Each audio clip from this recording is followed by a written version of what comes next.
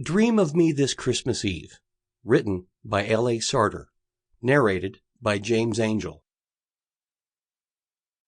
Chapter 1. Controlled chaos ruled the past few hours. Heck, the past few days. Carolyn Young's most important production was about to begin. Love was definitely in the air. She inhaled the fresh scents of gardenias and eucalyptus and tried to relax by remembering how this all began. When she'd learned that children's author Annie Hamilton had fallen for Cole Evans, a widower with 2 young boys, Carol believed their story was the epitome of a happily ever after. Then an extra layer of joy was added as she watched Cole's brother-in-law Mitchell go from being the most negative man on the planet to a smiling best man. But Bryce, the brother Carol adored, had stunned them all by thawing the Ice Queen, Jennifer Malone, who just happened to be Annie's best friend. Carol had organized and monitored everything for the double wedding, from setting up the ginormous white tent 2 days ago to decorating its cavernous interior, then making sure luxury porta-potties and the standby generator, which were delivered yesterday and would be working under less than ideal weather conditions, wouldn't fail, and if they did, how to troubleshoot. Yes, this wedding used both her engineering degree and her float-building skills. She was in her element.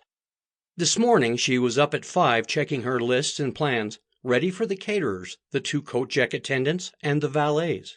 Before she dressed in her pale gray-blue silk gown, she turned on each of the table's 3 candles so the flickering faux flames would give extra ambiance, and if needed, just enough light for the few seconds it'd take the generator to take over if indeed the power went out.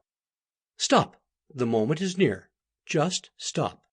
Carol knew everything that could be under her control was taken care of, and she'd created contingencies for problems. The snow that continued to fall, while gorgeous, added a major headache to the day. Then again, it was mid-December in Boulder, Colorado, and it snowed here. Fidgeting with her bridesmaid bouquet, then checking the clock she'd placed discreetly at the entrance to the tent, she saw it was finally 12 p.m. sharp. A second later she heard her cue as RJ, their good friend and pianist for the ceremony, switched from playing his soft piano music and started playing Clark's Trumpet Voluntary. It was time. Carol turned and looked behind her. First stood Cole's boys, Josh and Peter, followed by the brides. "Are you ready?" she whispered to Jennifer and Annie. "Couldn't have done it without you, wild child," Jen teased. "Seriously?" Carol rolled her eyes. "I thought that name was dead and buried." Feeling a tug on her dress, Carol looked down. "What's a wild child?" Sample complete. Ready to continue?